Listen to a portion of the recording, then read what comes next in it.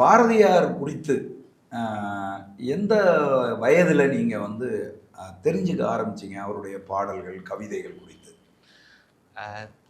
பள்ளி போக ஆரம்பித்த காலத்திலேயே எனக்கு நான் இன்னாருடைய பேரன், அவர் வழியில் வந்திருக்கேன் எனக்கு தெரியும், ஒரு தகவலாக தெரியும். சிறு வயசில் என்னுடைய பாட்டி லலிதா பாரதி அவர்கள் எனக்கும் சரி என்னுடைய அக்கா தங்கை எல்லாருக்குமே பாரதியாருடைய சில பாடல்களை கற்றுக் கொடுத்துருந்தாங்க. சரி, அது நாங்கள் அதாவது சந்தமாக கற்றுக் கொடுத்துருந்தாங்க. ஆமாம், பாட்டாவே. ஆமாம், ஏன்னா பாரதியாருடைய பாடல்கள் பெரும்பாலும் சந்த பாடல்கள் நிறைய இருக்கு. ஆமாம், பெரும்பாலும் அவர் இசைப்பாடல்கள் தான். நீங்கள் அது தாளத்துக்கு வரும், இசையமைத்து யார் வேண்டுமானாலும் பாடலாம், அது ஒரு தனி சிறப்பு.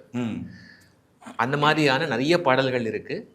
இப்போ ஓடி விளையாடு பாப்பாவோ, இப்போ பாரத சமுதாயம் வாழ்கவே பாடலோ, ஓம் சக்தி ஓம் சக்தி ஓம், இந்த மாதிரி பாடல்களை கற்றுக் கொடுத்துருந்தாங்க. பள்ளிக்கூடத்தில் பாட புத்தகத்தில் அவருடைய கவிதைகள் உண்டு. அதை தாண்டி ஆனால் எனக்கு தெரியாது. சரி, நான் கவிதை எழுத ஆரம்பித்த பிறகு ஒரு 16-17 வயது, அப்போதான் நான் முதல்ல சும்மா நான் யார் வற்புறுத்தலின் காரணமாகவோ அல்லது ஒரு என்ன சொல்கிறது அழுத்தம் காரணமாகவோ நான் எழுதலை. யாரும் என்னை திணிக்கலை. என்னுடைய சொந்த ஆர்வத்தின் பேரில் தன்னால் அது பூத்து வந்த ஒரு திறமையாக இருந்தது கவிதை எழுதுவது. புரியுது. அப்போ கூட நான் ரொம்ப பாரதியார் பக்கம் போகல, உண்மையை சொல்லணும்னா. சரி. அப்போ நான் கண்ணதாசன், வாலி, வைரமுத்து அவங்களுடைய பாடல்கள் தான் நிறைய கேட்பேன். பாரதியார் கவிதைகள் எனக்கு தெரியும். சரி. அதற்கு அப்புறமும் கூட கொஞ்சம் தான் தெரியும். ஆனால் நான் மேடைகளில் பேச ஆரம்பித்த பிறகு நிறையா பள்ளி கல்லூரிகளில் சொற்பொழிவுகள்லாம், இப்போ பாரதி விழாவோ அல்லது ஒரு தமிழ் இலக்கிய விழாவோ, அதற்கு நான் போய் சிறப்பு விருந்தினராக பேசும் பொழுது அவருடைய கவிதைகளை இன்னும் அதிகமாக படிக்க வேண்டிய ஒரு நிலை ஏற்பட்டது. நான் படித்தேன். 2021 பாரதியாருடைய நினைவு நூற்றாண்டு வந்தது. அது ஒரு மிகப்பெரிய எழுச்சி அலையை ஏற்படுத்தியது, எனக்கும் அதை ஏற்படுத்தியது.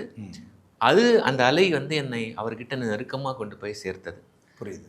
நிறைய புத்தகங்கள் நான் விரும்பி போய் படித்தேன். நிறைய ஆய்வாளர்கள் அவரை பற்றி எழுதிய புத்தகங்கள் படித்தேன். எங்கள் வீட்டிலேயே இப்போ தங்கம்மா பாரதி எழுதிய நூல், சகுந்தலா பாரதி எழுதிய நூல், செல்லம்மா பாரதி எழுதிய நூல் எல்லாவற்றையும் படித்தேன். பாரதி பற்றி. ஆமாம், பாரதியாருடைய வரலாறு அவங்க எழுதியிருக்காங்க, அவங்களுடைய அனுபவங்கள் எழுதியிருக்காங்க.